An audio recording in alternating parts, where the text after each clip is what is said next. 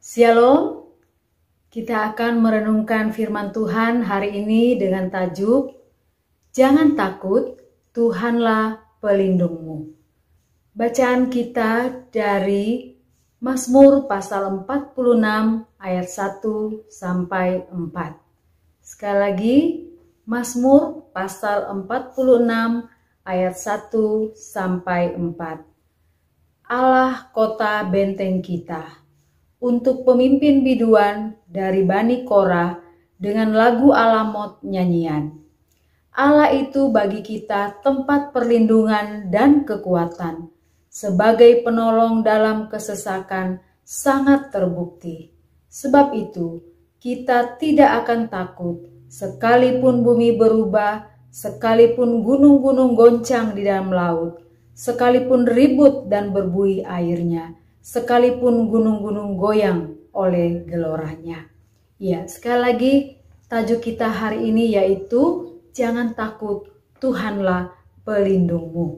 Nah, Bapak Ibu yang dikasih oleh Tuhan, takut merupakan perasaan yang gelisah, perasaan cemas, perasaan khawatir, perasaan risau ketika kita sedang menghadapi persoalan atau menghadapi tekanan yang sangat berat. Dan akhir-akhir ini terlalu banyak hal yang membuat kita menjadi takut. Situasi dunia tidak menentu. Pandemi COVID-19 juga belum berakhir. Bahkan varian-varian baru muncul dan semakin berbahaya. Akibatnya, case semakin meningkat, obat-obat semakin berkurang, oksigen juga berkurang, kan rumah sakit atau hospital penuh, sehingga banyak orang yang tidak dapat ditolong, dan banyak orang yang akhirnya kehilangan keluarga dan sanak saudara mereka. Badai COVID tidak hanya mempengaruhi satu segi, tapi semua segi. Segi politik, ekonomi, sosial, budaya menjadi semakin tidak menentu. Hal ini membuat orang banyak yang putus asa, putus harapan, bahkan banyak yang mengambil jalan pintas untuk mengakhiri hidupnya. Luar biasa dampak ini. Belum lagi badai banjir di beberapa daerah dan negara menyebabkan banyak orang kehilangan harta benda, bahkan banyak korban yang berjatuhan karena banjir yang sangat deras yang tidak dapat diatasi. Kondisi ini benar-benar membuat kita tidak berdaya. Kita menjadi takut, menjadi cemas, karena kita sangat terbatas. Kita tidak mampu menolong diri kita sendiri. Kita tidak mampu menyelamatkan diri kita dari situasi yang semakin mencekam, situasi yang semakin memperburuk suasana ini. Itu sebabnya satu-satunya pribadi, tempat kita berlari, tempat kita bermohon, tempat kita berseru, itulah Tuhan kita, Yesus Kristus. Dialah satu-satunya yang dapat menyelamatkan kita. Satu-satunya yang dapat melindungi kita, menjaga kita, bahkan memberikan pertolongan kepada kita. Nah, melalui bacaan kita hari ini di dalam Mazmur 46, kita akan belajar 3 hal. Yang pertama, kita tidak perlu takut karena Tuhan sumber perlindungan bagi kita. Yang kedua, kita tidak perlu takut karena Tuhan sumber kekuatan bagi kita. Dan yang ketiga, kita tidak perlu takut karena Tuhan adalah sumber pertolongan bagi kita. Mari kita melihat poin demi poin. Poin yang pertama, Tuhan adalah sumber perlindungan bagi kita. Perlindungan artinya tempat kita berteduh, tempat kita bersembunyi, tempat kita berlindung, tempat kita mencari rasa aman, ketenangan. Dan Mazmur 62 mengatakan, hanya dekat Allah saja aku merasa tenang. Ya, setiap orang ingin tenang. Setiap orang ingin aman. Tidak ada orang yang tidak ingin tenang. Itu sebabnya orang akan berusaha mencari cara bagaimana supaya dia tetap tenang. Bagaimana supaya dia merasa aman. Bukan hanya zaman sekarang, tapi dari zaman dulu orang sudah berjuang supaya tetap bisa aman.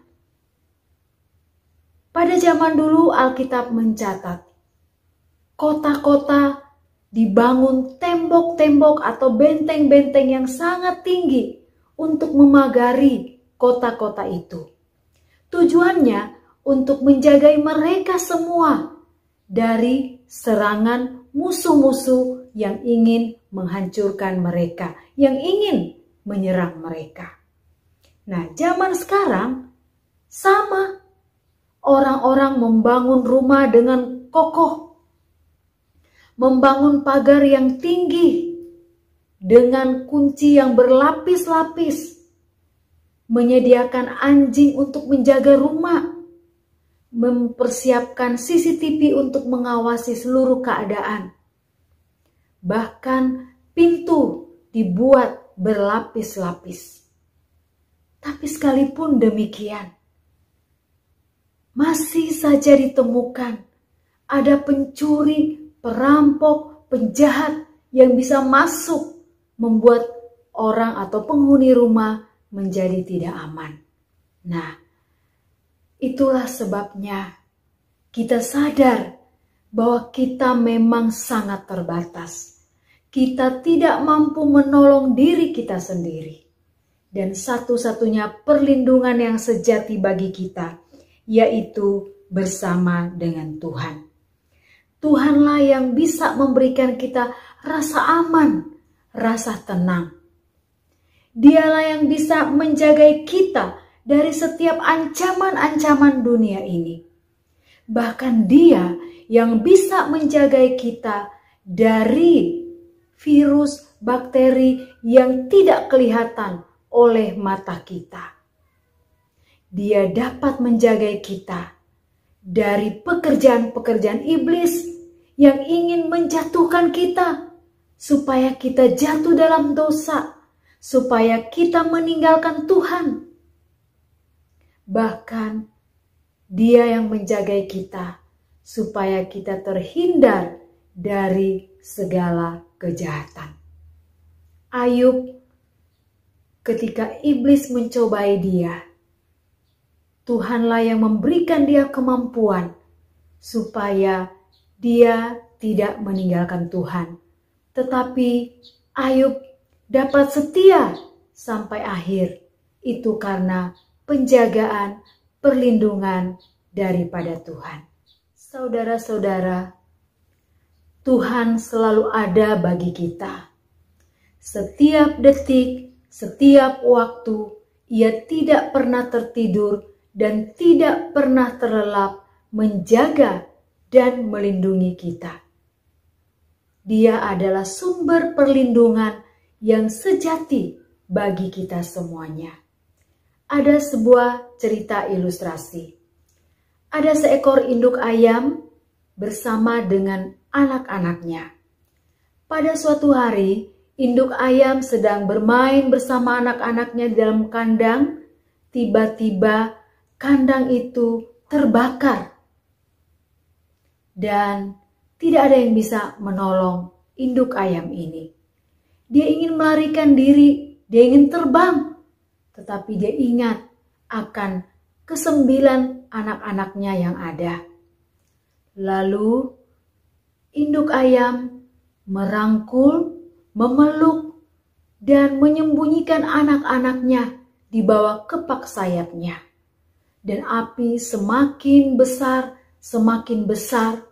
sampai pada akhirnya ia membakar habis tubuh induk ayam ini.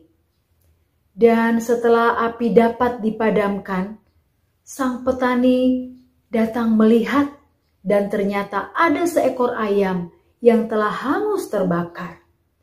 Dan ketika induk ayam itu diangkat, ternyata ada anak-anaknya yang masih hidup, yang bersembunyi di bawah kepak sayapnya. Luar biasa, induk ayam ini dapat melindungi anaknya sedemikian rupa, bahkan berkorban supaya anak-anaknya tetap selamat. Kalau induk ayam saja dapat melakukan perbuatan yang ajaib, perbuatan yang luar biasa menjaga anak-anaknya, apalagi Tuhan kita. Tuhan kita lebih berkuasa, lebih hebat, bahkan melakukan lebih daripada yang kita pikirkan. Dialah yang menjaga kita kemanapun kita pergi, apapun yang kita lakukan. Dia selalu setia menjaga dan melindungi kita. Bahkan dialah yang selalu memberikan jalan keluar bagi kita semuanya. Itu sebabnya saudara-saudara, tidak ada alasan bagi kita untuk tidak datang kepada Tuhan, memohon belas kasihan Tuhan agar Tuhan selalu menjaga kita dari segala mara bahaya, kecelakaan, bahkan pekerjaan-pekerjaan iblis yang ingin menjatuhkan kita. Dan kalaupun kita harus mengalami semuanya, kita percaya Tuhan tidak akan tinggalkan kita. Mari kita terus berlindung, berharap hanya kepada Tuhan kita, sumber perlindungan yang sejati bagi kita. Itulah alasan pertama, mengapa kita tidak boleh takut, karena Tuhan sumber perlindungan. Bagian yang kedua, mengapa kita tidak boleh takut? Karena Tuhan sumber kekuatan bagi kita. Setiap kita memiliki keterbatasan.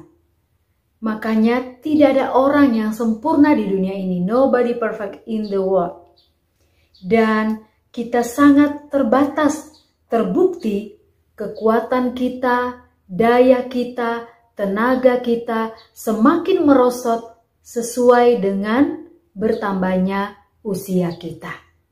Itu sebabnya Rasul Paulus mengatakan di dalam 2 Korintus pasal 4 ayat 16, manusia lahiriah kita semakin merosot, tetapi manusia batinia dibaharui dari hari ke hari. Bukti bahwa kekuatan kita semakin merosot. Kalau dulu kita masih muda, kita dapat berlari, berjalan berkilo-kilometer. Tetapi sekarang, mungkin hanya naik 2 tangga, kita sudah capek. Hanya berjalan 1 kilo, kita sudah mulai letih. Dulu kita bisa mengangkat barang mungkin 10 kilo, 5 kilo. Tapi sekarang membawa 2 kilo, kita sudah mulai capek. Daya ingat kita juga semakin berkurang, semakin menurun. Kita sering lupa mematikan lampu ketika kita keluar masuk kamar mandi. Kita lupa di mana kacamata, padahal kacamata sedang dipakai. Atau kita taruh di kepala, tapi kita sibuk mencarinya. Mata kita mulai kabur. Telinga kita mulai tidak bisa mendengar dengan baik. Kita harus dipanggil berkali-kali, baru kita bisa mendengar. Ini semua membuktikan bahwa kita manusia benar-benar terbatas. Kekuatan kita sangat terbatas. Limited ya. Kayak data itu limited edition. Tetapi Tuhan kekuatannya tidak pernah terbatas. Unlimited. Itu sebabnya kita yang terbatas ini harus datang kepada yang tidak terbatas. Karena kita membutuhkan kekuatannya, kita membutuhkan pertolongannya.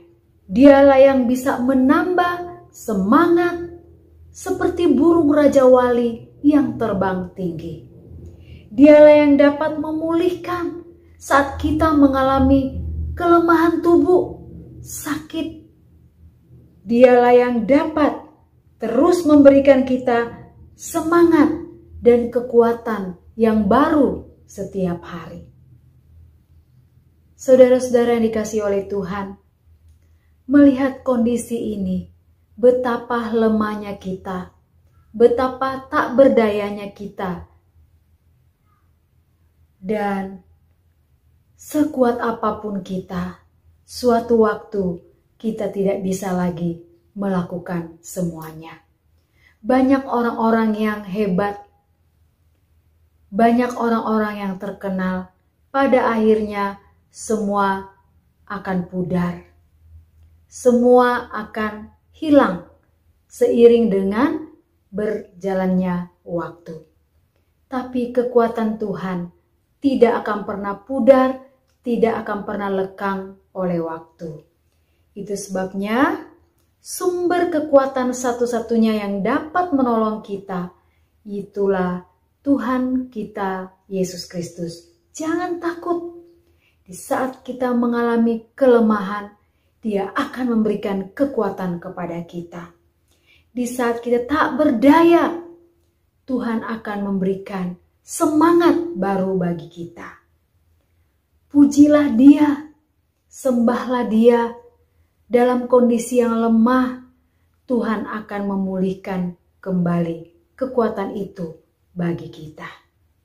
Jangan abaikan, jangan semakin lemah, semakin meninggalkan Tuhan. Tapi semakin kita lemah, semakin kita sadar kita butuh anugerah Tuhan memberikan kekuatan kepada kita. Jadi poin yang kedua, mengapa kita tidak usah takut? Karena kita punya kekuatan yang sejati yang datangnya daripada Tuhan, yang kekuatannya tidak pernah lekang, tidak pernah pudar, dan akan terus memberikan semangat yang baru dan pemulihan bagi masing-masing. Yang ketiga, Tuhan sumber pertolongan. Pertolongan adalah orang yang dapat memberikan pertolongan, bantuan, sokongan kepada kita saat kita memerlukan sesuatu. Nah, zaman sekarang ada banyak orang yang tiba-tiba baik. Yang dulunya tidak baik, sekarang menjadi baik. Tapi banyak orang yang kebaikannya hanya supaya viral, hanya supaya terkenal, populer, apalagi masa-masa ini. Jadi mereka menolong tidak tulus. Mereka melakukan semua karena ada motivasi yang tidak baik. Tapi bukan berarti semua orang yang berbuat baik tidak baik ya. Ada di antara mereka yang tidak tulus, tapi juga ada yang memang betul-betul tulus menolong. Nah, dan kadang-kadang ketika mereka menolong, mereka menuntut untuk mendapatkan balasan. Mereka mau supaya apa yang mereka sudah lakukan, mereka juga boleh menerimanya kembali. Nah, tetapi berbeda dengan Tuhan. Tuhan adalah sumber pertolongan bagi kita. Dia tahu saat kita memerlukannya. Dan Tuhan tidak perlu untuk menjadi populer saat menolong kita. Ketika kita datang kepadanya, Dia dengan tulus memberikan pertolongan itu bagi kita. Dan Tuhan tidak pernah memilih siapapun yang ingin Dia tolong. Semua Dia tolong. Orang yang berdosa sekalipun, Tuhan selalu mengulurkan tangan untuk memberikan pertolongan kepadanya. Bahkan Tuhan bisa menggunakan cara yang lain. Tuhan punya banyak cara memberikan pertolongan bagi kita. Dia bisa pakai orang lain untuk memberkati setiap kita. Kita masih ingat cerita Alkitab. Tuhan begitu peka melihat keadaan orang-orang yang mengikuti Dia. Sehingga dengan 5 roti dan 2 ikan, Ia dapat memberikan makan kepada 5.000 orang. Bahkan kita mengingat ketika semua orang-orang yang sakit datang kepadanya, dia tidak pernah menolak, memberikan pertolongan, memberikan semangat, memberikan kesembuhan kepada mereka. Dan kita ingat anak-anak ketika datang kepadanya, dia tidak menolak anak-anak itu, tapi dia menyambut anak-anak itu. Dia tidak pernah membeda-bedakan kasihnya kepada setiap orang. Ya, dialah Tuhan kita yang selalu siap sedia menolong kita kapan saja, apapun yang kita butuhkan dalam hidup ini. Ada satu keluarga misionari ini ketika melayani di ladang pelayanan. Pada suatu hari, mereka benar-benar dalam situasi yang krisis, di mana tidak ada makanan apapun yang mereka bisa makan. Dan mereka hanya berdoa, Tuhan, berikanlah kami makanan. Ketika mereka bangun di pagi hari, mereka melihat di halaman rumah mereka ada banyak sekali telur-telur ayam. Ternyata Tuhan mengirimkan seekor ayam untuk menetas di halaman rumah sehingga keluarga ini dapat hidup dari telur-telur yang sudah tersedia itu. Dan mereka tidak pernah kekurangan. Selalu setiap hari ada saja telur yang tersedia bagi mereka. Ini hanya satu bukti, satu contoh di mana Tuhan selalu menjadi sumber perlindungan bagi kita. Ketika saya masih kuliah di sekolah teologi, saya tidak punya sponsor.